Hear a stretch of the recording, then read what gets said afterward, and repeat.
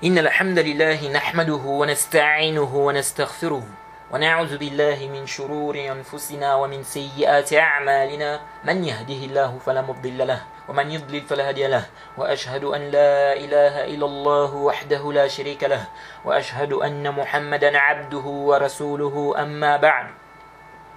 Louange à Allah, le créateur des cieux et de la terre, on le loue tout ce qu'il nous accorde comme bien, comme grâce, on lui demande de prier son prophète Mohammed sallallahu alayhi wa sallam, sa famille, ses compagnons et tous ceux qui les ont suivis jusqu'au jour de la rétribution. Celui qu'Allah a guidé, personne ne peut l'égarer. Celui qu'Allah a égaré, personne ne peut le guider. Nous sommes toujours dans la traduction du livre du Cheikh Rabi' Al-Maqalat al-Athariyya fi raddi ala shubhat wa tashribat al-Haddadiyya. Donc les paroles textuelles refutant les ambiguïtés et les troubles provenant des Haddadiyya. Nous sommes dans l'audio numéro 24. Alors je demande vraiment que vous soyez très attentifs en suivant cet audio. On a vu dans l'audio précédent que l'imam Ibn Qudama nous a cité quelques arguments des savants qui ne rendent pas mécréant celui qui délaisse sa prière. Et on a vu, concernant les quelques hadiths qu'on a lus, donc dans l'audio précédent, on a vu qu'on ne doit pas comprendre de ces hadiths-là que les savants qui ne rendent pas mécréant celui qui délaisse sa prière, ça argumente de ça pour dire qu'on ne doit pas œuvrer. Non. Il est obligatoire d'œuvrer, de prier. Et on ne peut pas se baser sur ces textes-là, donc ces textes qu'on a lus dans l'audio précédent, les hadiths que l'imam Ibn Qudama a cités, lorsqu'il a parlé des arguments des savants qui ne rendent pas mécréant celui qui délaisse sa prière. On ne peut pas se baser sur ces hadiths-là, sur ces textes-là, et faire abstraction des autres textes qui parlent de l'obligation de la prière, la zakat, le jeûne, le hajj, etc. On doit regrouper les textes, les comprendre et travailler avec. Et quand les savants de la sunna divergent, est-ce que celui qui délaisse les actes apparents par paresse, est-ce qu'il est mécréant ou pas? On ne doit pas comprendre que le débat ici, c'est est-ce que les actes font partie de la foi ou pas? Non. Ou est-ce qu'il est obligatoire d'œuvrer ou pas? Non. Le débat des savants de la sunna n'est pas à ce niveau. Les actes font partie de la foi. Ça c'est clair.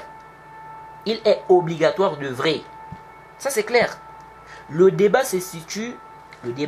entre les savants de la sunna se situe au niveau de celui qui délaisse les actes apparents par paresse. Il devient mécréant ou pas. Et huna intabihu. Ceux qui traitent des savants de la sunna de murji'a, ou ceux qui les accusent d'être tombés dans l'irja, parce qu'ils ne rendent pas mécréant celui qui délaisse les actes apparents, est-ce que vous avez bien médité sur cette question? Je ne crois pas. Car si vous méditez bien, vous allez cesser avec cette parole batilun. Vous allez cesser avec cette fausse parole. C'est-à-dire le fait de dire que ces savants-là sont des murji'a ou qu'ils sont tombés dans l'irja. Donc les savants qui ne rendent pas mécréant celui qui a délaissé les actes apparents par paresse. Par paresse. Donc si vous méditez bien, vous allez cesser avec cette parole batilun, avec cette fausse parole. Et peut-être même que vous allez adopter leur position. Donc la position des savants qui ne rendent pas mécréant celui qui a délaissé les actes apparents par paresse. Pourquoi je dis ça? Intabihuhuna.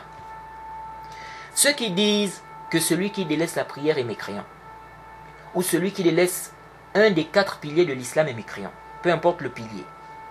La divergence avec ceux-là est acceptable concernant celui qui délaisse les actes apparents. Car avec ceux-là, le débat est un débat basé sur des textes. Et ça tient. Ça tient. Est-ce que délaisser la prière fait sortir de l'islam? Est-ce que délaisser la zakat fait sortir de l'islam? Est-ce que délaisser le hajj fait sortir de l'islam? Est-ce que délaisser le jeûne fait sortir de l'islam? Jade. Mais celui qui délaisse les actes apparents, il est mécréant.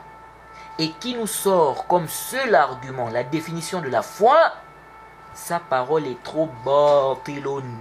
Sa parole est trop fausse et elle conduit à la voie des khawarij si on médite bien. Comme je l'ai déjà expliqué. Et dans des audios précédents, on a déjà réfuté cette ambiguïté. C'est-à-dire ceux qui viennent avec la définition de la foi comme argument pour rendre mécréant celui qui a délaissé tous les actes apparents. Alors nous posons une question. Où est le dalil, où est la preuve qui montre que celui qui délaisse les actes apparents est mécréant. Où est le dalil qui montre ça, qui justifie cela? Aïna dalil. C'est quoi la preuve? Vous dites celui qui a délaissé tous les actes apparents, il est mécréant. Ok, c'est quoi le dalil? Si vous nous dites la définition de la foi, on a déjà expliqué que ça ne tient pas. Ça ne tient pas. Ça a argumenté de la définition de la foi pour rendre mécréant celui qui a laissé tous les actes apparents, ça ne tient absolument pas. Et on a expliqué pourquoi ça ne tient pas.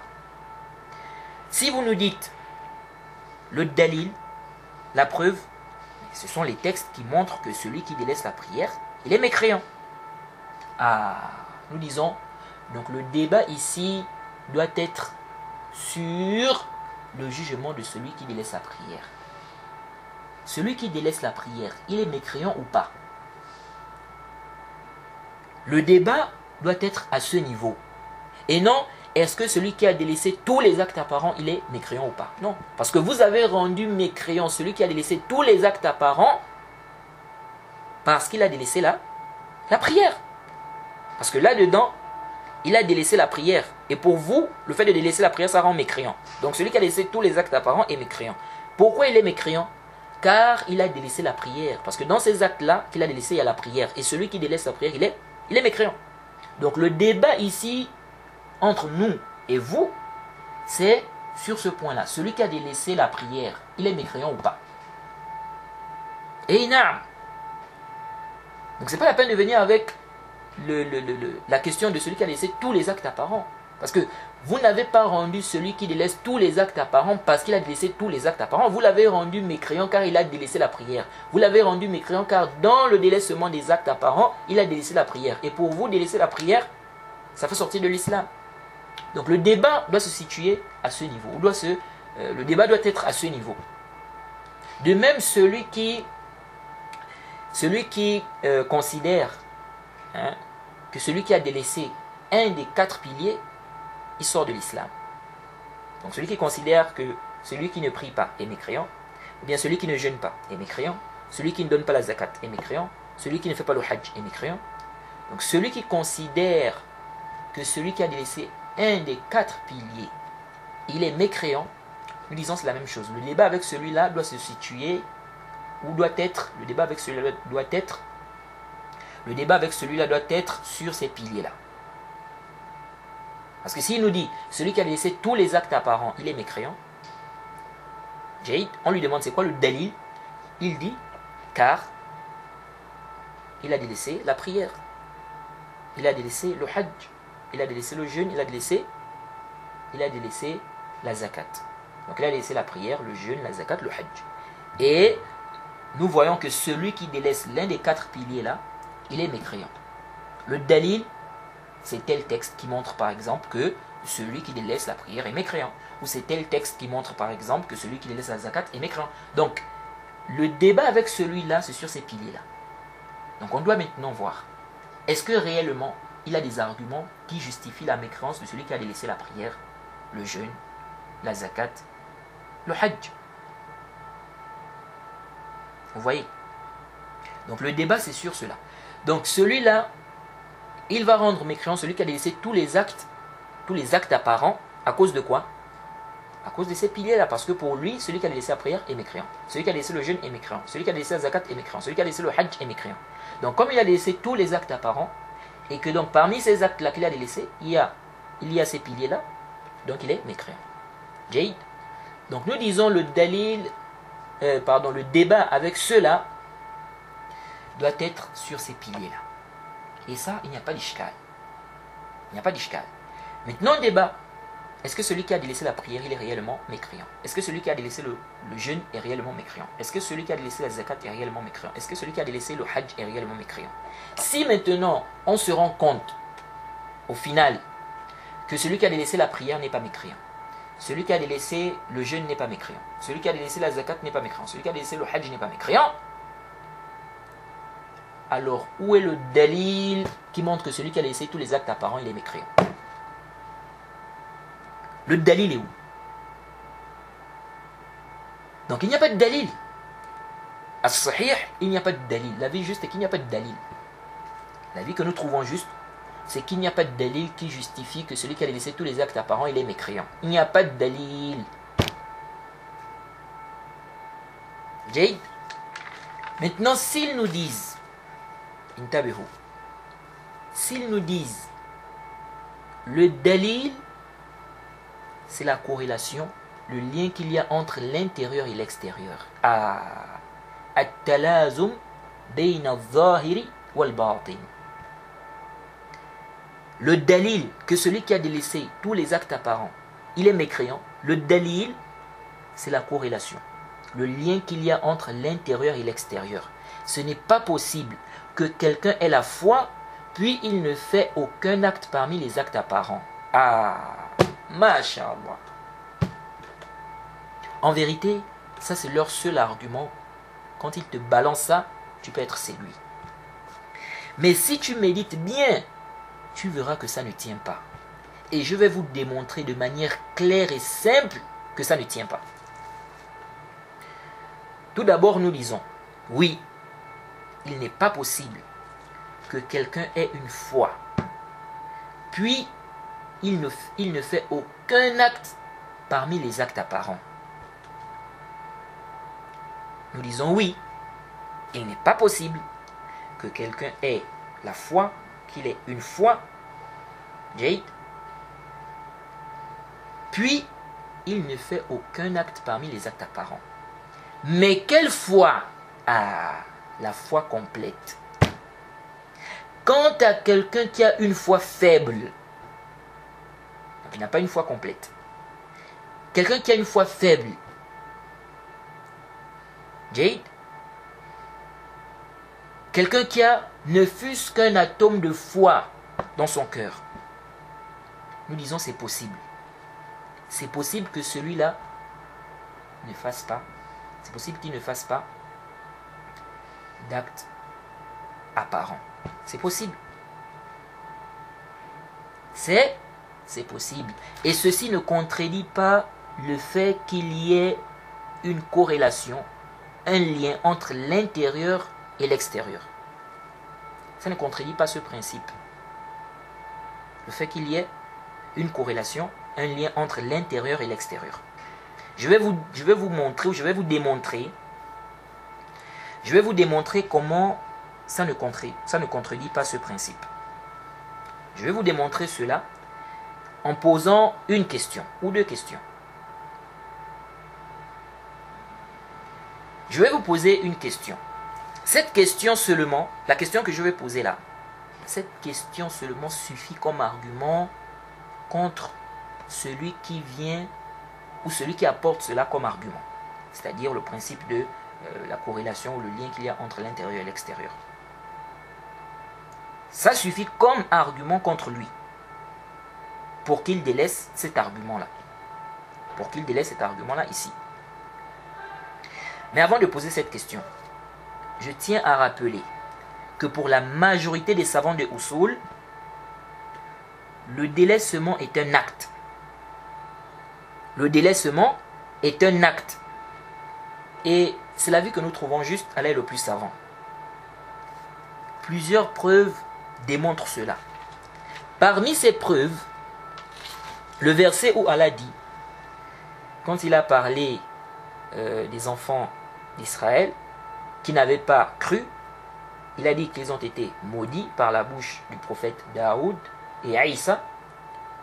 Il a dit كانوا لا يتناهون عن منكر فعلوه لبئس ما كانوا يفعلون. Sourate 5 au verset 79. Selon une traduction rapprochée, ils ne s'interdisaient pas les uns aux autres ce qu'ils faisaient de blâmable, comme est mauvais certes ce qu'ils faisaient.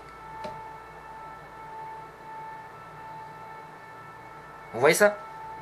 Délaisser le fait d'ordonner le bien, interdire le mal, Allah a considéré cela comme un acte. Il a dit comme est mauvais certes ce qu'il faisait. Donc le délaissement là était un acte. Et il y a plusieurs preuves qui montrent que le délaissement est un acte. Mais ce n'est pas le sujet ici.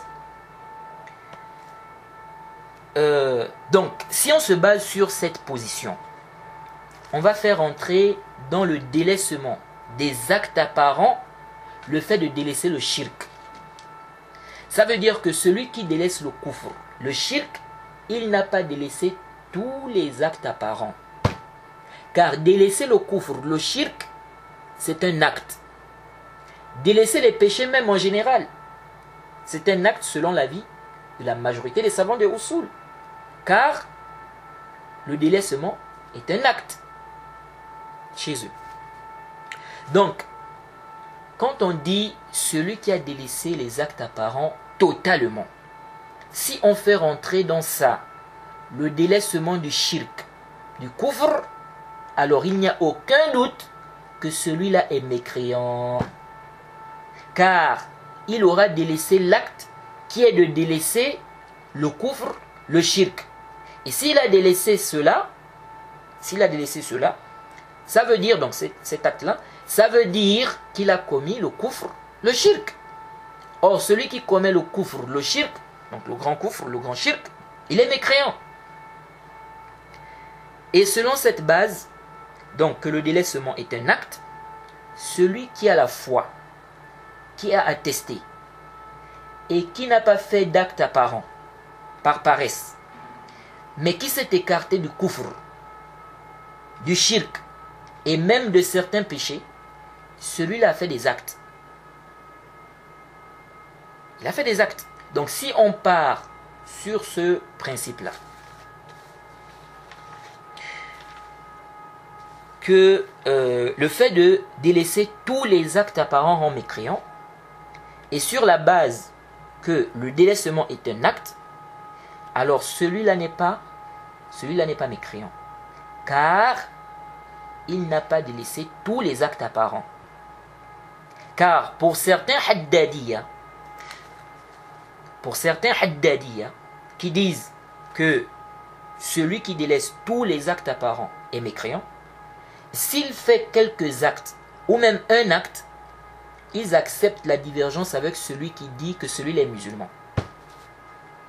Et cette parole, je n'ai vu ça d'aucun savant parmi les savants qui nous ont précédés.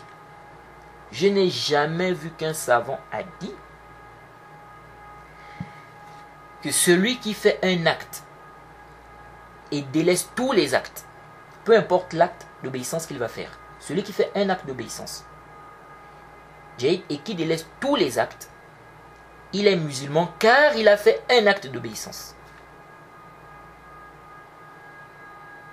Donc, s'il fait par exemple une prière surrogatoire, ou s'il fait du bien à sa mère, ou s'il fait le djihad, je ne connais aucun savant parmi les savants qui nous ont précédés, je ne connais aucun qui a dit ça. Donc à ma connaissance, c'est une parole innovée. La divergence des savants, c'est sur les 4 piliers. La divergence des savants, c'est sur les 4 piliers. Pour certains, celui qui fait la prière, il est musulman. S'il délaisse la prière, il est mécréant. Donc un musulman qui prie, il est musulman. Mais s'il délaisse la prière, il devient mécréant. Chez certains savants, celui qui délaisse la prière, il est mécréant. Et chez eux, la seule œuvre dont le délaissement est de la mécréance, c'est la prière. Donc le fait de délaisser la prière. Pour d'autres savants, c'est la prière et la zakat. Et pour d'autres même, celui qui délaisse les 4 piliers, celui qui délaisse les 4 piliers là, il n'est pas du tout mécréant. Donc la divergence des savants se situe au niveau des 4 piliers. Et on a déjà expliqué ça. Il y en a qui rendent mécréant celui qui a délaissé la prière, il y en a qui rendent mécréant celui qui a délaissé la prière et la zakat, il y en a qui rendent mécréant celui qui a délaissé l'un des 4 piliers, il y en a qui rendent mécréant celui qui a délaissé la prière, la zakat, le jeûne, le hajj, donc les 4 piliers en fait, et il y en a qui ne rendent pas mécréant celui qui a délaissé les 4 piliers. Et on a déjà détaillé cela. Vous voyez, quant au fait de dire, que celui qui fait un acte, peu importe l'acte, celui qui fait un acte d'obéissance, peu importe l'acte d'obéissance, il est musulman car il a fait un acte d'obéissance, même si ce savant-là ne rend pas mécréant celui qui a délaissé les 4 piliers. Je n'ai jamais vu un savant avoir cette position parmi les savants qui nous ont précédés. C'est-à-dire un savant qui a comme position que celui qui délaisse les 4 piliers, il n'est pas mécréant. Puis il dit, mais pour qu'il reste musulman, il faut qu'il fasse au moins un acte, peu importe l'acte. Donc, même par exemple, même s'il retire par exemple une épine sur la route qui peut gêner, par exemple, pour Allah. Donc, même ça c'est bon, ça suffit. S'il fait ça par exemple, il est musulman. Même si ce savant-là ne rend pas mécréant celui qui a délaissé les 4 piliers. Je n'ai pas vu des paroles des savants par rapport à cela parmi les savants qui nous ont précédés, parmi les anciens savants. Donc, si on se base sur le fait que le délaissement est un acte, et qu'on vise par là le délaissement des actes apparents, ou qu'on vise par le délaissement des actes apparents, tous les actes apparents, Jade. Donc si on se base sur le fait que le délaissement est un acte, et qu'on vise par le délaissement des actes apparents, tous les actes apparents, en faisant rentrer dedans le délaissement du kufr, du shirk, donc que la personne n'a pas délaissé cela, alors oui, Jade, ici nous sommes d'accord que celui qui délaisse tous les actes apparents est mécréant, mushrik. C'est un mécréant, c'est un mushrik. Car il a commis le grand kufr, le grand shirk, en ne délaissant pas le kufr, le shirk. C'est un peu technique. Nous disons oui, ici nous sommes d'accord que celui qui délaisse tous les actes apparents est mécréant, mushrik. Car il a commis le grand kufr, le grand shirk, en ne délaissant pas le kufr, le shirk. Je ne sais pas si j'ai été clair. Je sais que ça peut être un peu compliqué pour certains. Mais lorsque nous parlons du délaissement des actes apparents ici, nous ne visons pas cette catégorie d'actes, qui est le délaissement du kufr, du shirk. Maintenant, revenons à notre question. La corrélation, le lien entre l'intérieur et l'extérieur, ça concerne seulement les actes obligatoires ou ça concerne aussi les interdictions? Et c'est là où certains n'ont pas compris. Et ça annule l'argument de ceux qui viennent avec la question de la corrélation, le lien qu'il y a entre l'intérieur et l'extérieur. Ça annule cet argument-là, ici. Ça annule cet argument-là, ici. La corrélation, ou le lien qu'il y a entre l'intérieur et l'extérieur, ça concerne aussi les interdits. Ça veut dire qu'il est possible qu'on s'argumente de ce que tu fais extérieurement comme interdit pour juger ton fort intérieur. Un exemple. Quelqu'un qui insulte Allah, insulte le prophète, ou piétine le Coran, celui-là a la foi, il n'a pas la foi. Car s'il avait la foi, il ne pouvait pas faire une telle chose. C'est pourquoi celui qui fait ça est mécréant. C'est un mécréant. Un musulman qui insulte Allah, insulte le prophète, piétine le Coran, nous disons que celui-là, ce qu'il a fait là, c'est de la mécréance. Et il a apostasié, il est devenu mécréant. Et que quelqu'un qui a la foi ne peut pas faire une telle chose. Donc s'il nous dit, non, moi j'ai la foi dans le cœur, dans mon cœur et j'ai la foi, il y a la foi. Nous disons c'est faux, kadhab, tu es menteur. Si tu avais vraiment la foi, tu n'allais pas insulter Allah, insulter le prophète, piétiner le Coran. Quelqu'un qui a la foi ne peut pas faire ça. Il ne peut pas insulter Allah, insulter le prophète, piétiner le Coran.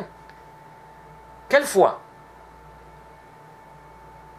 Donc, le lien, la corrélation qu'il y a entre l'intérieur et l'extérieur, le lien, la corrélation qu'il y a entre l'intérieur et l'extérieur ne concerne pas que les actes obligatoires. Ça concerne aussi les interdits. Intabihu huna. Vraiment, faites très attention ici.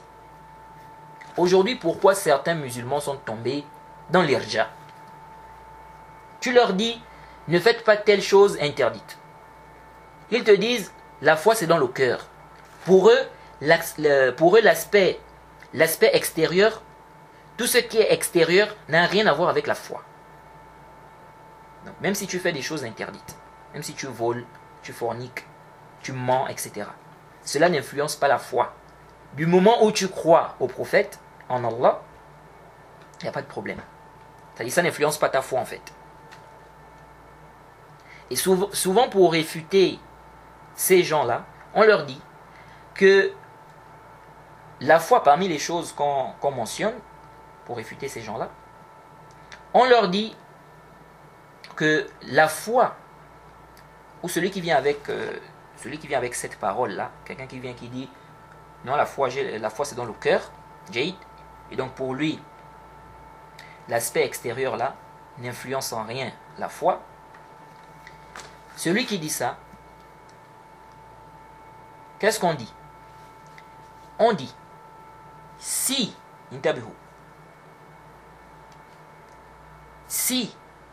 tu as la foi, Jade, la foi que tu as dans ton cœur là, cette foi-là doit te pousser à délaisser tel ou tel interdit. Si ça ne te pousse pas à délaisser tel ou tel interdit, c'est qu'elle est soit faible ou inexistante. C'est qu'elle est soit faible ou inexistante. Elle est faible si, elle est faible si tu fais des interdits qui n'ont pas atteint le degré de la grande mécréance. Tant que tu ne rends pas licite ces interdits-là. Et elle est inexistante si tu fais des interdits qui ont atteint le degré de la grande mécréance. Donc ta foi ne peut pas demeurer sans problème alors que tu fais des interdits. Non! Il y a un lien, une corrélation entre l'intérieur et l'extérieur. Donc la corrélation, le lien entre l'intérieur et l'extérieur concerne aussi bien les obligations que les interdits. Maintenant, informez-nous. Intabihu huna. Informez-nous, c'est-à-dire ceux qui viennent avec cet argument-là.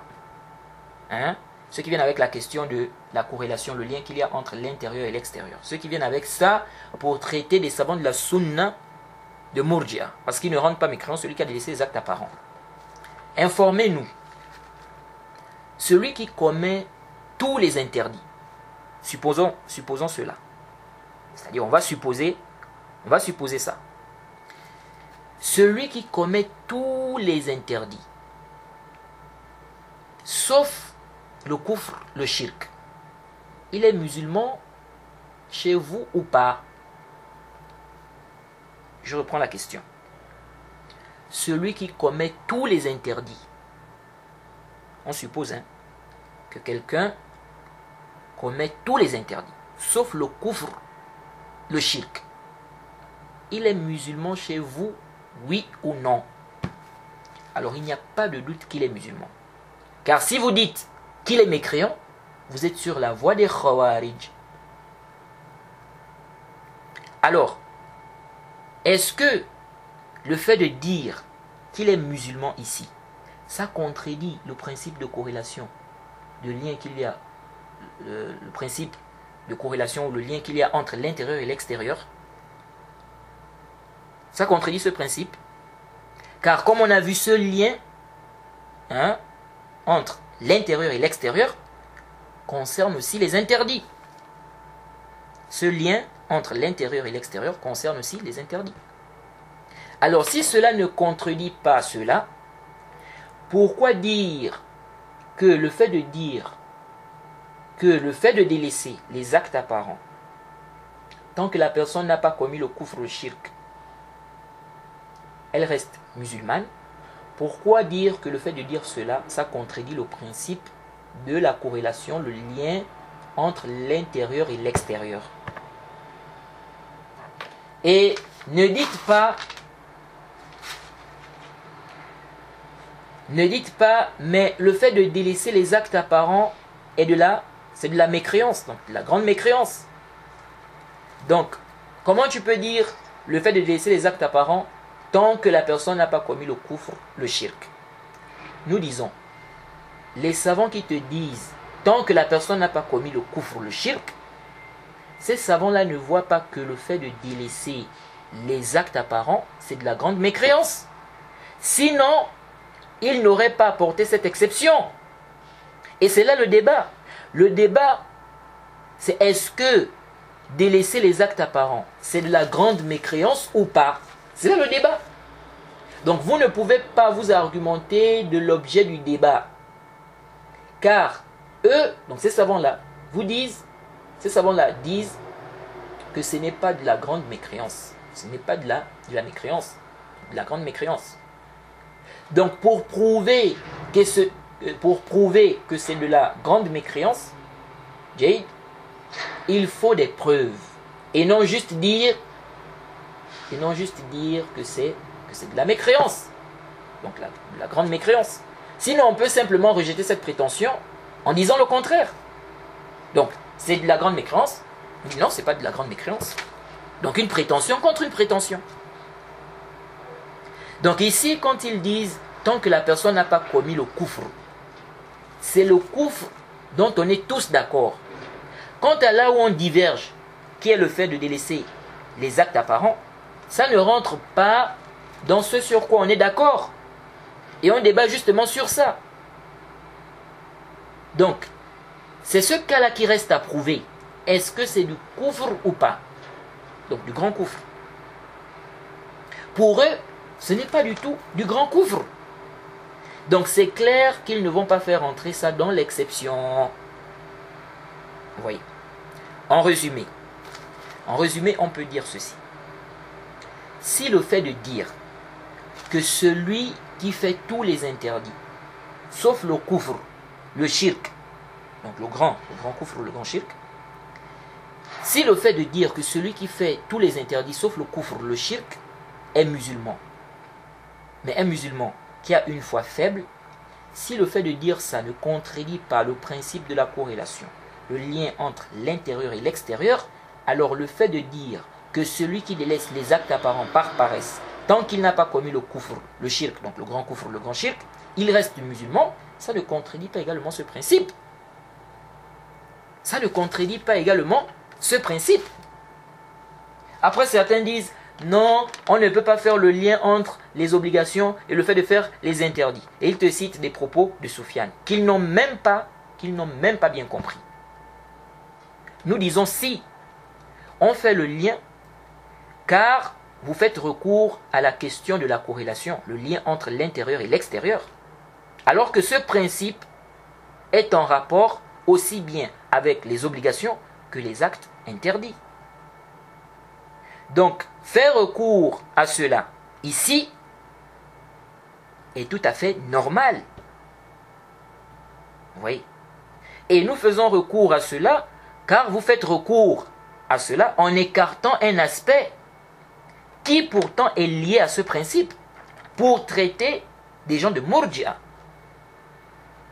Vous voyez? Et supposons que la parole de Soufiane va dans votre sens. Est-ce un argument? La parole d'un seul salaf, qui n'est même pas un compagnon, la parole d'un seul salaf, qui n'est même pas un compagnon, qui n'est pas un compagnon, est-ce un argument? Ce n'est pas du tout un argument. Si les savants divergent, est-ce que la parole d'un compagnon est un argument ou pas? Alors que dire de la parole de celui qui n'est pas du tout un compagnon? Vous voyez? Donc la parole d'un savant n'est pas du tout un argument. Al-hujjatu fil athar. Al-hujjatu fil athar. L'argument se trouve dans les textes. Comme on a l'habitude de le dire. L'argument se trouve dans les textes. Jade. Donc celui qui commet les interdits en dehors du kufr, du shirk, tant qu'il ne rend pas ça licite, il est musulman. C'est un musulman pervers. Celui qui délaisse les obligations, tant qu'il n'a pas renié ça, il reste musulman. Et cela tant qu'il n'a pas commis le kufr, le shirk. Donc ici je parle bien du grand kufr, du grand shirk. Et de là tu comprends la parole de l'imam Ahmed qu'on avait lu. Hein? La parole de l'imam Ahmed. On va relire cela. C'était à la page...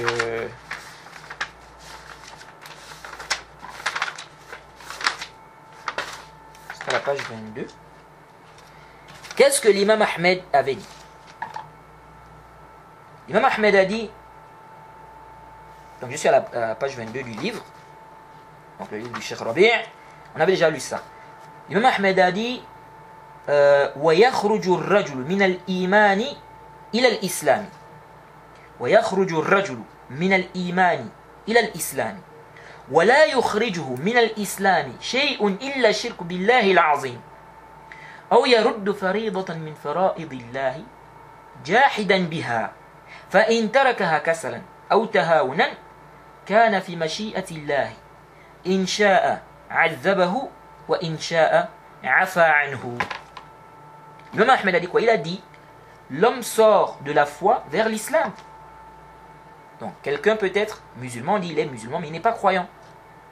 Il sort de la foi vers l'islam. Il dit, il a dit, et aucune chose ne le fait sortir de l'islam si ce n'est le shirk ou s'il rejette une obligation parmi les obligations d'Allah en reniant cela.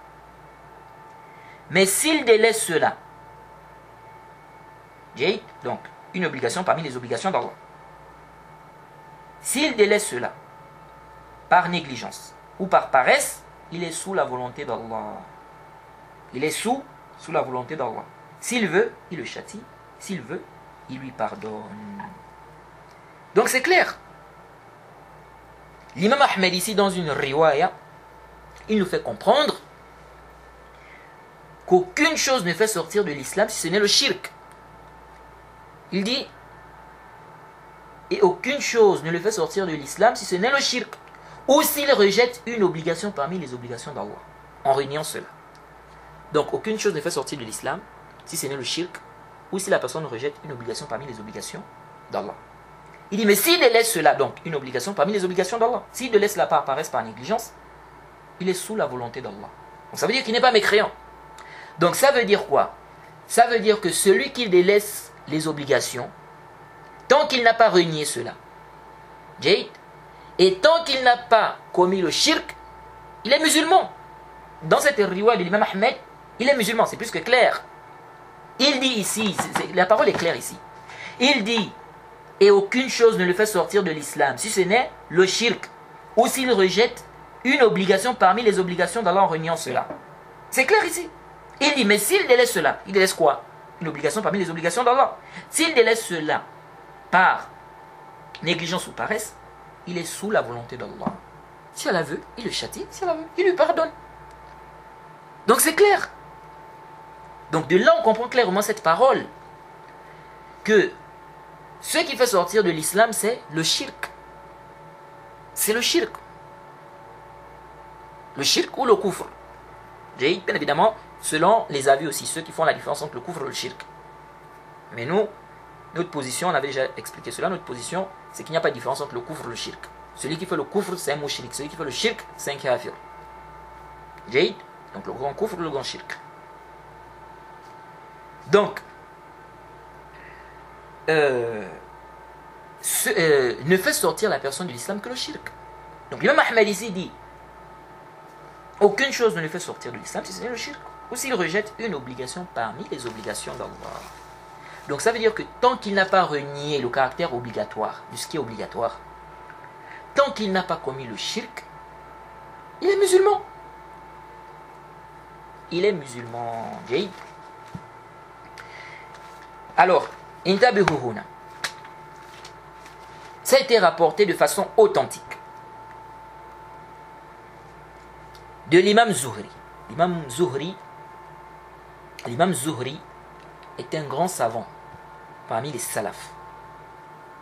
Ça a été rapporté de lui de façon authentique qu'il a dit ceci: Nara anna al-islam al-kalima wal-iman al-amal. Allahu Akbar.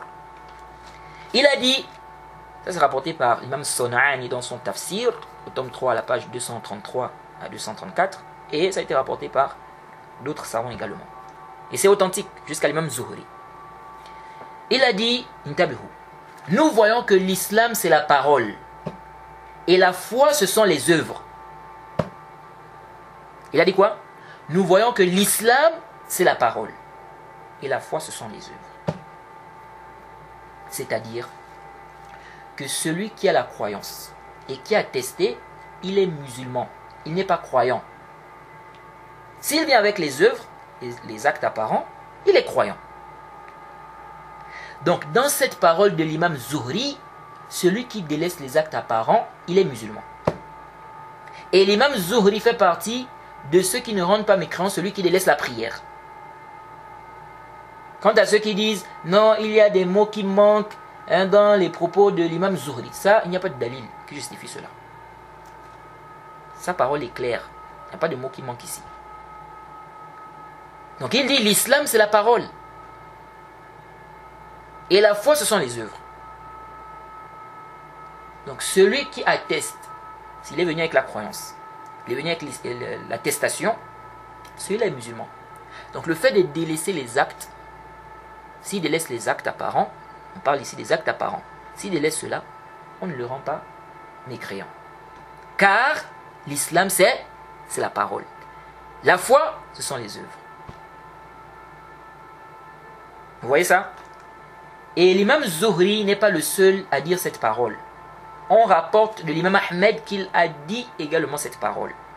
D'ailleurs, le cheikh l'islam Ibn Taymiyyah a eu un ishkal. Il a eu un ishkal par rapport à cette parole-là. Cette parole qu'on rapporte de l'imam Ahmed, qui est semblable à celle de Zuhri. Et il a essayé de résoudre l'ishkal. Il a essayé de résoudre l'ishkal.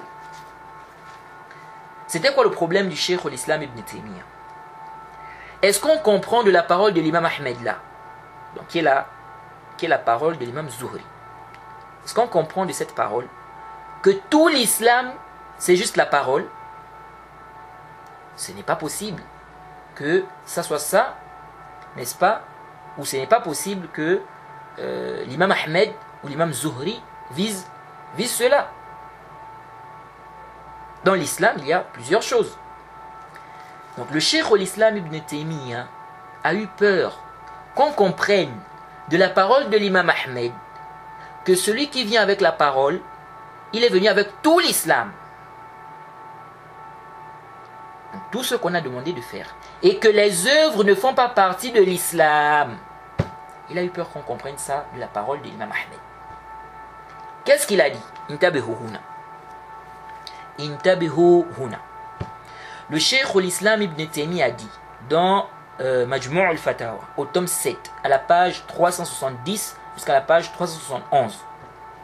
Il a dit: Wa Ahmad ibn Hanbal, wa in kana qad qala fi hadha al-mawdi' inna al-islam huwa al-kalima, faqad qala fi mawdi'in akhar inna al-a'mala min al-islam.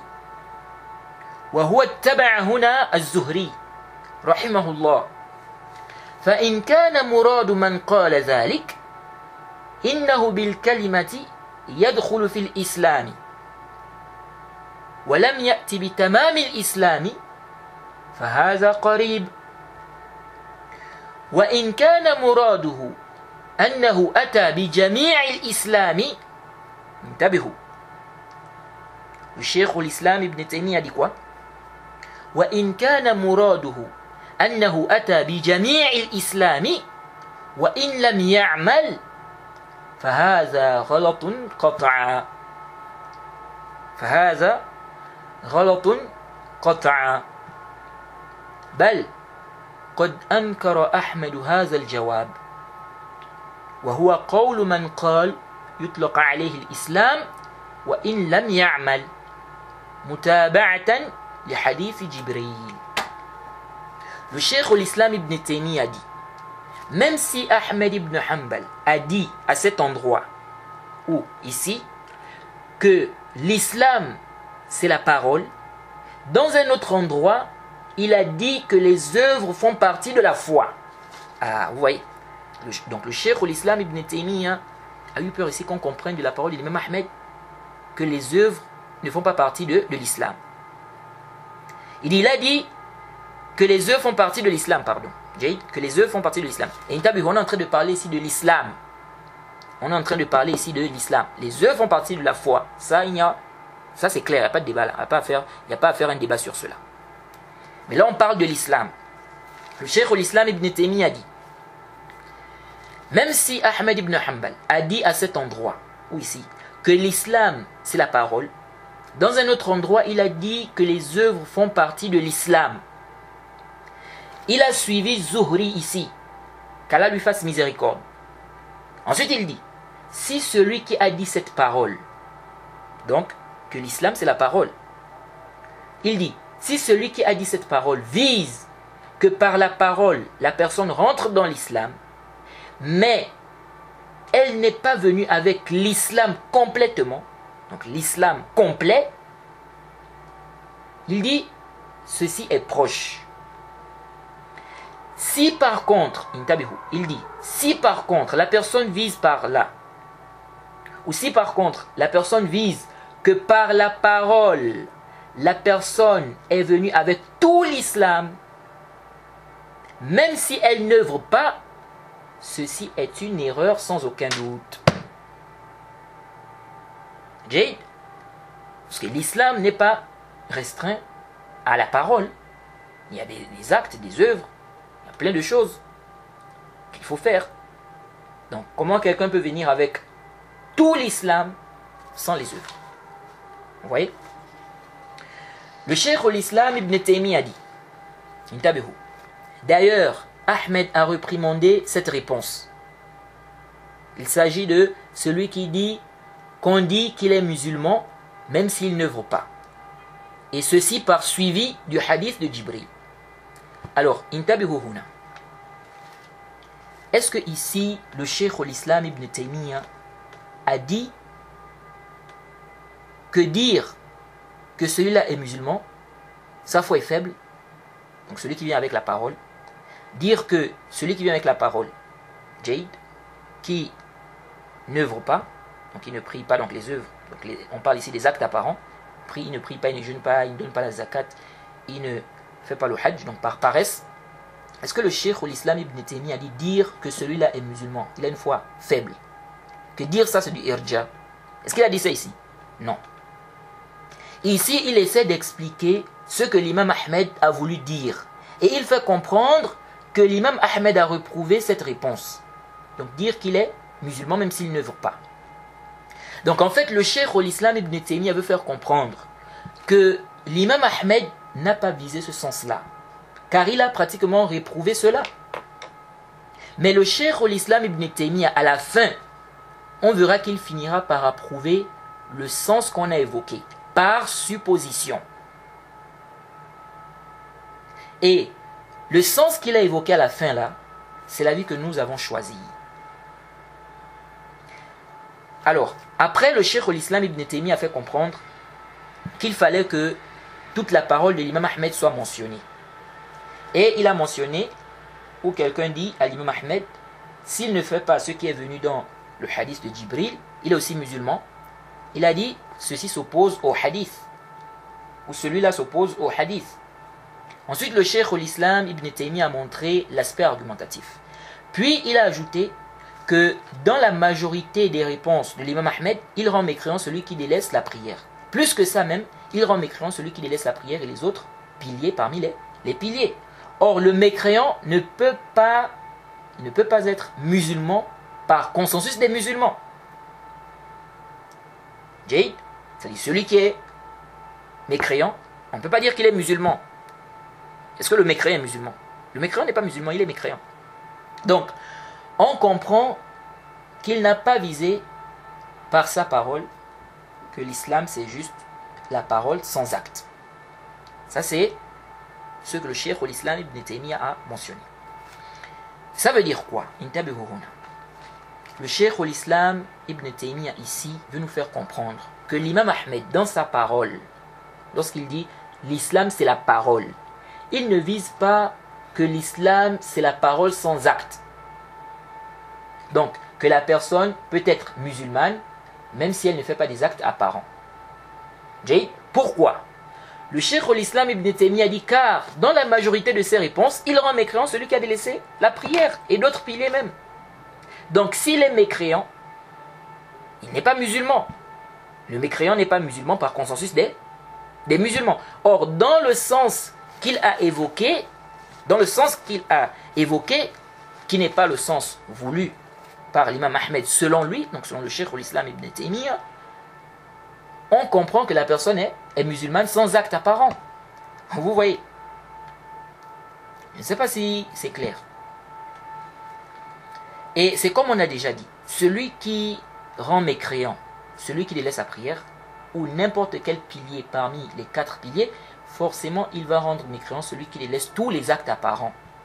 Car dans ces actes-là, il y a ces piliers-là. Et lui il rend mécréant celui qui a délaissé les piliers-là. Vous voyez? Dans ces actes délaissés-là.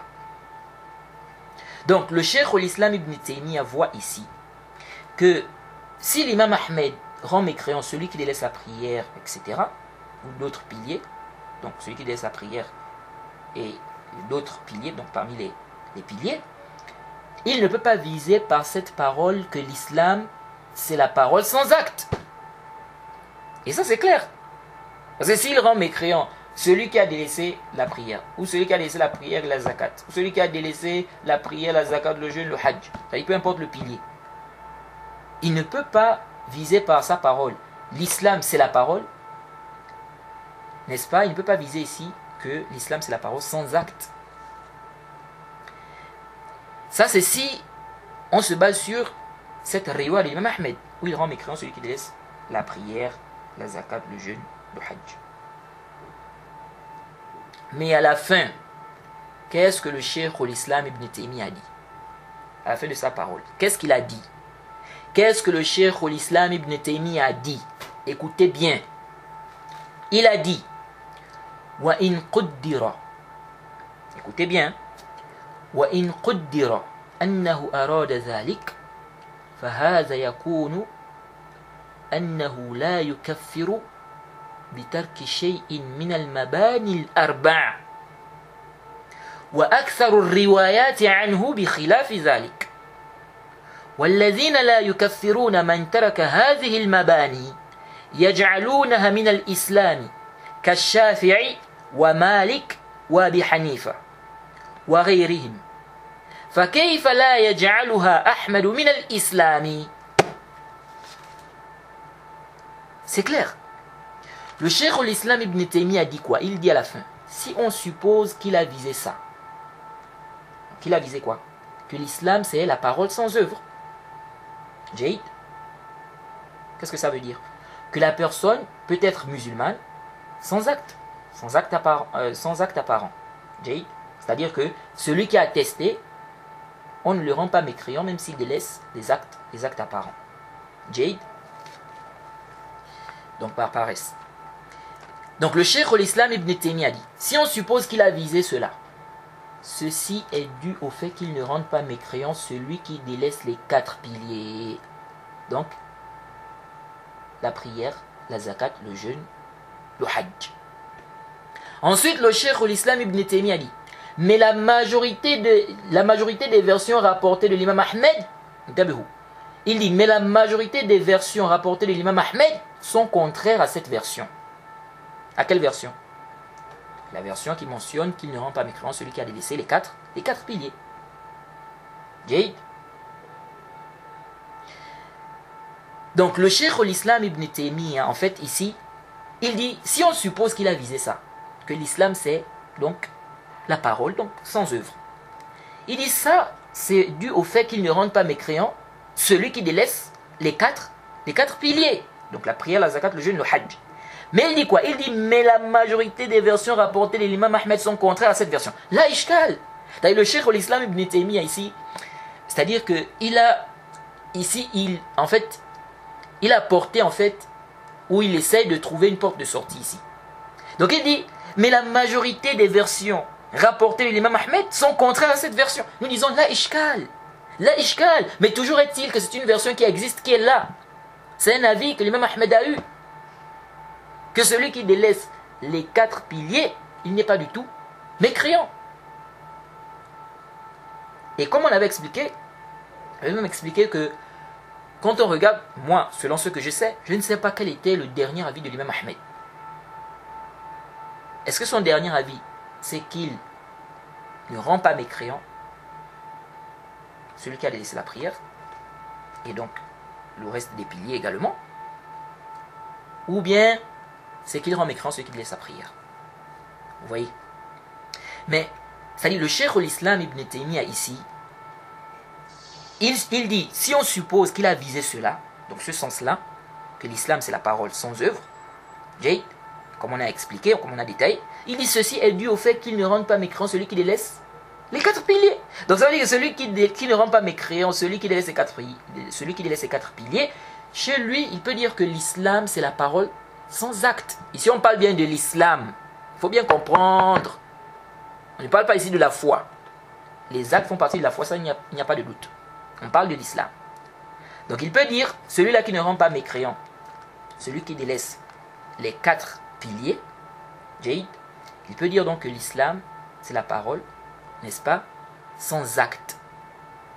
Mais que les actes font partie de la foi. Sans acte, c'est-à-dire que si la personne a testé, si elle délaisse les actes apparents par paresse, elle n'est pas mécréante. C'est ça le sens. Mais sinon, as-sahih, les actes font partie de l'islam. Les actes font partie de l'islam. Bref, le cheikh al-Islam ibn Taymiyyah ici,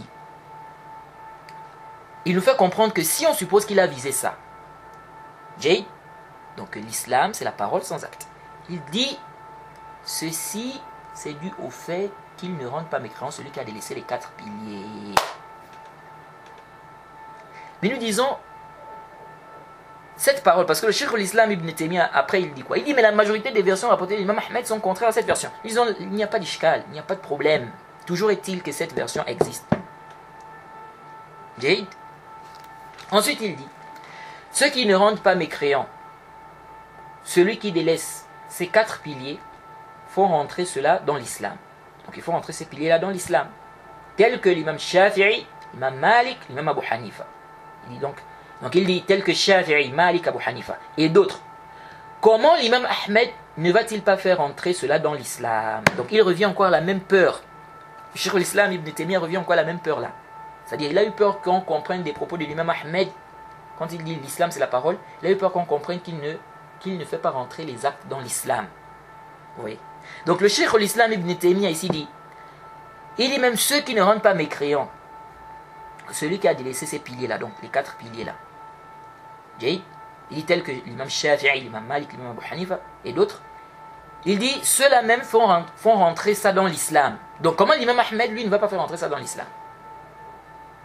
Vous voyez, alors qu'il a des riwayats où il rend mécréant celui qui a délaissé l'un des 4 piliers. Vous voyez un peu?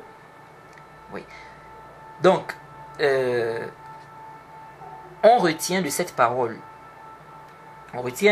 du cheikh al-Islam ibn Taymiyyah même, que l'imam Shafi'i, l'imam Malik et d'autres ne rendent pas mécréant celui qui a délaissé les 4 piliers. Le cheikh al-Islam ibn Taymiyyah reconnaît cela ici. Où sont les Haddadiyya face à cette parole? Parce qu'il dit même qu'est-ce qu'il dit, pardon? Il dit ceux qui ne rendent pas mécréants, il dit ceux qui ne rendent pas mécréants, celui qui a délaissé ces piliers, donc ces 4 piliers-là, il dit ceux-là font rentrer cela dans l'islam. Et il dit tel que Shafi'i, Malik, Abu Hanifa et d'autres.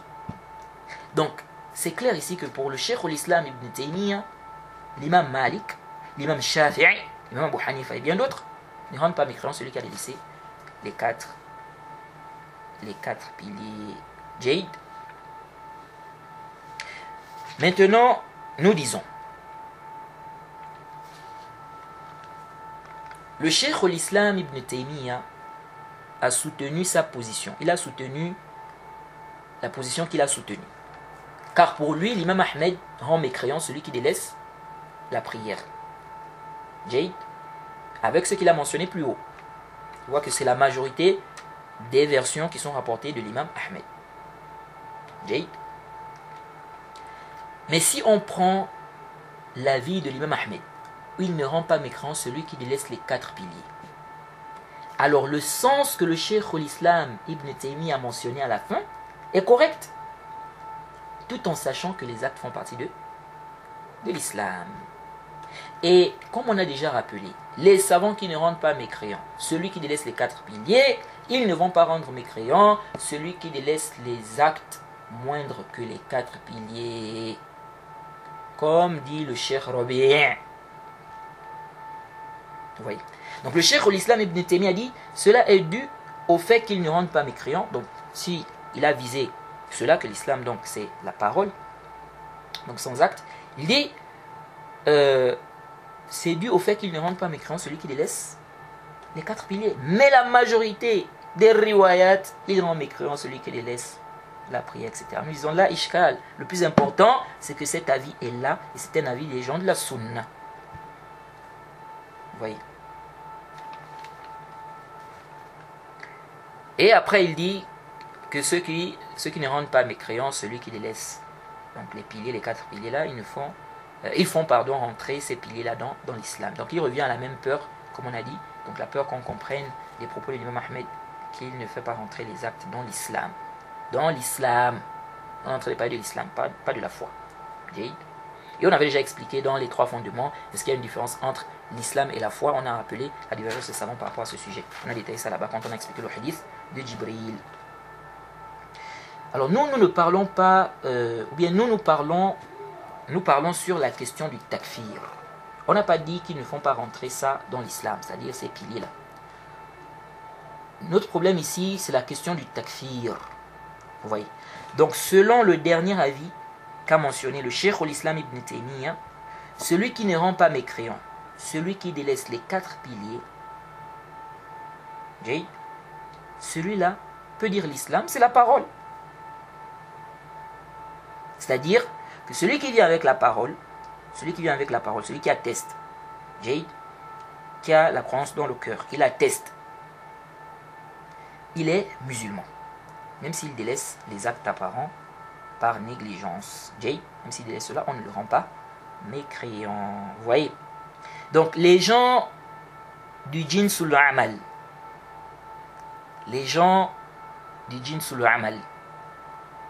qu'est-ce qu'ils vont dire de cela? Parce que les gens du jinsul amal disent, ça c'est du irja. Celui qui dit ça c'est un murji. Celui qui dit que celui qui délaisse les actes apparents, il est musulman. S'il délaisse ça par paresse, il est musulman. Il dit celui qui dit ça c'est un murji, ou bien c'est du irja. Cette parole là c'est du irja. Nous disons l'imam Malik, l'imam Shafi'i, l'imam Zuhri sont des murji'a. L'imam Ahmed même dans une riwaya. Donc ces savants-là sont devenus des murji'a. Ces savants-là sont devenus des murji'a parce qu'ils ne rendent pas mécréant celui qui a délaissé les quatre piliers. L'imam Ahmed dans une riwaya, il ne rend pas mécréant celui qui a délaissé les quatre piliers. Et s'il ne rend pas mécréant celui qui a délaissé les quatre piliers, ça veut dire qu'il ne rend pas mécréant celui qui a délaissé des actes qui sont moindres que ces quatre piliers-là. Donc, ces savants-là sont devenus des murji'a alors. Et ça, c'est un grand malheur. Si ces savants-là sont devenus des murji'a, c'est un grand malheur. C'est un grand malheur. Et le Cheikh l'Islam Ibn Taymiyyah nous fait comprendre, il dit, si l'imam Ahmed a visé ça, que l'islam c'est la parole sans les œuvres, il dit ça c'est dû au fait qu'il ne rend pas mécréant celui qui laisse les quatre piliers. Donc les savants qui ne rendent pas mécréant, les savants qui ne rendent pas mécréant celui qui a délaissé les quatre piliers, ces savants-là peuvent dire que l'islam c'est la parole. Jade. Après, le Cheikh l'Islam Ibn Taymiyyah a dit mais la majorité des riwayat de l'imam Ahmed, il rend mécréant celui qui laisse la prière, etc. Nous disons là, ishkal, mais au moins il y a cette riwaya là qui est là, il y a cette riwaya là qui est là. Jade. Donc ça c'est un point qui est très important. Et le Cheikh l'Islam Ibn Taymiyyah a dit encore, je vais terminer par cela.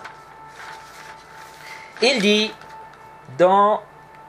toujours dans Majmu' al-Fatawa, au tome 7, à la page 258,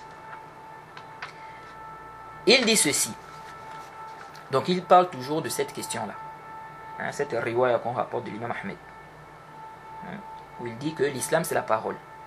Il dit وأما ما ذكره أحمد في الإسلام فاتبع فيه الزهري حيث قال فكانوا يرون الإسلام الكلمة والإيمان العمل في حديث سعد ابن أبي وقاص وهذا على وجهين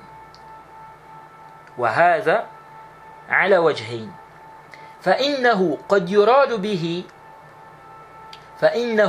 يراد به الكلمة بتوابعها من الأعمال الظاهرة وهذا هو الإسلام الذي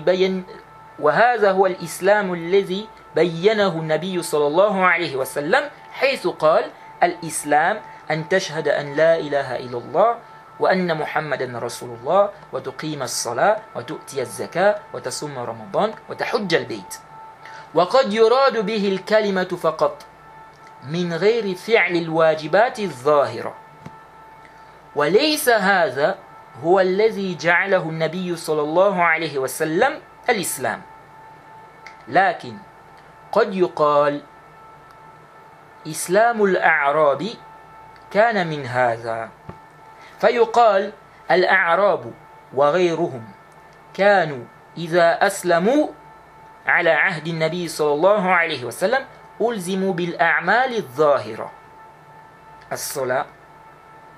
الصلاة والزكاة والصيام والحج ولم يكن أحد يترك بمجرد الكلمة بل كان من أظهر المعصية يعاقب عليها وأحمد إن كان أراد في هذه الرواية أن الإسلام هو الشهادتان فقط انتبهوا الشيخ الإسلام ابن تيمية دي وأحمد إن كان أراد في هذه الرواية أن الإسلام هو الشهادتان فقط فكل من قالها فهو مسلم فهذه إحدى الروايات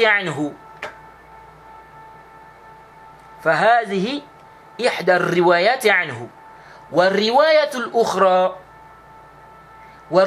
الأخرى لا يكون مسلما حتى يأتي بها ويصلي فإذا لم يصلي كان كافرا والثالثة أنه كافر بترك الزكاة أيضا والرابعة أنه يكفر بترك الزكاة إذا قاتل الإمام عليها دون ما إذا لم يقاتله وعنه أنه لو قال لا أؤديها ولا أدفعها إلى الإمام لم يكن للإمام أن يقتله وكذلك عنه رواية أنه يكفر بترك الصيام والحج إذا عزم أنه لا يحج أبدا ومعلوم انتبهوا vraiment faites attention à ce que le Cheikh l'Islam Ibn Taymiyyah va dire à la fin ici. Il dit ومعلوم أنه على القول بكفر تارك المباني يمتنع أن يكون الإسلام مجرد الكلمة بل المراد أنه إذا أتى بالكلمة دخل في الإسلام وهذا صحيح C'est clair. Le Cheikh l'Islam Ibn Taymiyyah dit quant à ce que Ahmed a mentionné concernant l'islam, il a suivi Zuhri quand il a dit il voyait que l'islam c'est la parole et la foi ce sont les œuvres. Dans le hadith de Sa'ad ibn Abi Waqqas, il dit, ceci peut se comprendre de sous deux aspects. Ceci peut se comprendre sous deux aspects, ou bien de deux façons. Il dit, on peut viser par là la parole et ce qui suit comme acte apparent. Et ceci est l'islam que le prophète a éclairci lorsqu'il a dit, l'islam c'est que tu attestes qu'il n'y a aucune divinité digne d'adoration dehors d'Allah et que Mohammed est son messager et que tu accomplisses la prière, que tu t'acquittes de la zakat, que tu jeûnes le ramadan et que tu fasses le hajj. Il dit, on peut viser aussi ici la parole simplement, sans les actes obligatoires apparents. Et il dit, ce n'est pas ce que le prophète a mis comme islam. Donc ce qui est apparent, c'est qu'il parle du hadith de Jibril. Wallahu a'lam. Ensuite il dit, mais on peut dire, il dit, mais on peut dire, l'islam des Bédouins était de ce genre. Les Bédouins et d'autres, lorsqu'ils s'islamisaient au temps du prophète Jade, on leur demandait d'accomplir les actes apparents, obligatoirement. Donc la prière, la zakat, le jeûne, le hajj. Il dit, on ne laissait personne juste par la simple parole. On punissait plutôt celui qui montre les péchés. Ça n'y a pas d'ishkal. Le débat n'est pas à ce niveau. Il dit, si l'imam Ahmed, dans cette riwaya, veut dire que l'islam c'est juste les deux attestations, donc là où il a dit que l'islam c'est la parole, donc le cheikh l'islam ibn Taymiyyah a dit, si l'imam Ahmed, dans cette riwaya, s'il veut dire que l'islam c'est juste les deux attestations, tout celui qui dit ça est musulman. Ceci est l'une de ces versions. Le cheikh l'islam ibn Taymiyyah a dit quoi? Il dit, si l'imam Ahmed dans cette riwaya veut dire que l'islam c'est juste les deux attestations, tout celui qui dit ça est musulman. Ceci est l'une de ces versions. Dans une autre version, la personne ne peut pas être musulmane, ou la personne ne peut être musulmane que si elle atteste et prie. Si elle ne prie pas, elle est mécréante. Dans une troisième version, la personne est mécréante si elle délaisse la zakat aussi. Dans une quatrième version, la personne est mécréante si elle délaisse la zakat en combattant l'imam. En combattant l'imam pour cela. Contrairement à si elle ne combat pas l'imam. Il est rapporté de lui également que si la personne dit « je vais donner la zakat » mais pas à l'imam, l'imam n'a pas le droit de le tuer. Il y a aussi une autre version. Il y a aussi une autre version de lui qui stipule que la personne est mécréante si elle délaisse le jeûne et le hajj, si elle prend la ferme résolution de ne jamais faire le hajj. Ensuite il dit, vraiment faites très attention à ce que le cheikh l'islam ibn Taymiyyah va dire ici à la fin. Il dit, et c'est connu que d'après l'avis selon lequel la personne est mécréante, si elle délaisse les piliers, il est impossible que selon cet avis, l'islam soit juste la parole. Le sens serait plutôt que celui qui vient avec la parole, il est rentré dans l'islam. Et ceci est juste. Fin des citations. Vous avez compris ça? Je reprends. Cheikh l'islam ibn Taymiyyah a dit, et c'est connu que d'après l'avis selon lequel la personne est mécréante, si elle délaisse les piliers, il est impossible que selon cet avis, l'islam soit juste la parole. Le sens serait plutôt que celui qui vient avec la parole, il est rentré dans l'islam. Et ceci est juste. Enfin, le cheikh l'islam ibn Taymiyyah est toujours en train d'expliquer la parole de l'imam Ahmed. Lorsqu'il dit l'islam c'est la parole. Donc il dit, c'est connu que d'après l'avis selon lequel la personne est mécréante, si elle délaisse les piliers, il est impossible que selon cet avis, l'islam soit juste la parole. C'est-à-dire, le cheikh l'islam ibn Taymiyyah veut nous faire comprendre ici que l'imam Ahmed a des riwayat. Il veut nous faire comprendre que l'imam Ahmed a des riwayat où il rend mécréant celui qui délaisse la prière, la zakat, etc. Vous voyez? Donc il dit, selon donc cet avis, puisque l'imam Ahmed a des riwayat où il rend mécréant celui qui a délaissé l'un des piliers, l'un des 4 piliers. Donc le Cheikh l'Islam Ibn Taymiyyah nous fait comprendre que selon cet avis-là, selon l'avis que, par exemple, celui qui a délaissé, ou bien selon cet avis, donc que celui qui a délaissé la prière, il est mécréant, ou l'un des 4 piliers, selon cet avis, il est impossible que l'islam soit juste la parole. Vous voyez? C'est impossible, parce que si la personne atteste et la personne ne prie pas, elle sera mécréante. Vous voyez? Donc il dit c'est impossible, si on prend cet avis-là, c'est impossible que l'islam soit juste la parole. Qu'est-ce qu'il veut dire en fait? Il veut dire en fait que la parole d'Imam Ahmed là donc, on ne doit pas donc, c'est-à-dire on ne doit pas comprendre cette parole-là dans ce sens-là. C'est-à-dire que l'islam c'est juste la parole sans les actes. Pourquoi? Il dit parce qu'il a des riwayats, Imam Ahmed a des riwayats où il rend mécréant celui qui délaisse sa prière, etc. Et donc, selon cet avis-là, ce n'est pas possible que l'islam c'est juste la parole. Et donc, quel est le sens alors? Quel est le sens? Il dit donc, le sens serait plutôt que celui qui vient avec la parole, il est rentré dans l'islam. Il dit, ceci est juste. Donc ça veut dire qu'on doit comprendre de la parole de l'imam Ahmed, ici, selon donc, ce que le Cheikh l'Islam Ibn Taymiyyah explique ici, on doit comprendre que celui qui vient avec la parole, il est musulman. Mais ça ne veut pas dire que l'islam c'est juste la parole. Pourquoi? Parce que s'il ne prie pas maintenant, il va être mécréant. Vous voyez? Donc c'est clair. Mais toujours est-il qu'il y a une riwaya où l'imam Ahmed ne rend pas mécréant celui qui a délaissé les 4 piliers. Et cette riwaya existe. Est-ce que vous suivez? Donc c'est clair. Donc ça veut dire quoi? Et c'est ce que je voulais vraiment expliquer là.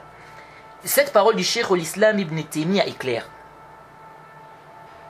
Ça veut dire que selon l'avis, ou d'après l'avis selon lequel la personne n'est pas mécréante, si elle délaisse les piliers, il est donc possible que selon cet avis, l'islam soit juste la parole.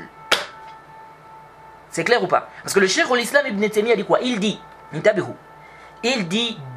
d'après l'avis selon lequel, et c'est connu que d'après l'avis selon lequel la personne est mécréante, si elle délaisse les piliers, il est impossible que selon cet avis, l'islam soit juste la parole. Oui. Donc ça veut dire quoi? Ça veut dire que d'après l'avis selon lequel la personne n'est pas mécréante, si elle délaisse les piliers, il est possible que l'islam soit juste la parole. Vous voyez? Donc ça veut dire que les savants qui ne rendent pas mécréants, celui qui a délaissé les 4 piliers, ces savants-là peuvent dire que l'islam c'est juste la parole. C'est-à-dire que celui qui vient avec la parole, donc celui qui a attesté, il a la croyance dans le cœur, il a attesté, il est musulman.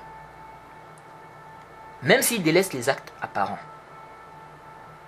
Donc, s'il atteste, il est musulman. S'il délaisse les actes apparents par paresse, on ne le rend pas mécréant. Pour cela, l'islam c'est la parole. C'est clair. Cette parole est claire. Vraiment c'est clair. Le Cheikh l'Islam Ibn Taymiyyah a dit ici, et c'est connu que d'après l'avis selon lequel la personne est mécréante, si elle délaisse, d'après l'avis que la personne, ou d'après l'avis selon lequel la personne est mécréante, d'après l'avis selon lequel la personne est mécréante, si elle délaisse les piliers, il est impossible que selon cet avis, l'islam soit juste la parole. Donc on comprend le contraire. On comprend que d'après l'avis selon lequel la personne n'est pas mécréante, si elle délaisse les piliers, il est possible que, selon cet avis, l'islam soit juste la parole. Jade, ça c'est clair. La parole du Cheikh l'Islam Ibn Taymiyyah est claire. Et c'est en même temps une réfutation à certains contemporains qui disent que celui qui ne rend pas mécréant, celui qui délaisse les 4 piliers, chez lui, la personne ne peut être musulmane que si elle vient avec au moins des actes, même un peu. Ceci n'est pas juste. Le Cheikh l'Islam Ibn Taymiyyah réfute cela. Parce qu'il dit quoi ici? Il dit bien ici, et c'est connu que d'après l'avis selon lequel la personne est mécréante, si elle délaisse les piliers, il est impossible que selon cet avis, l'islam soit juste la parole.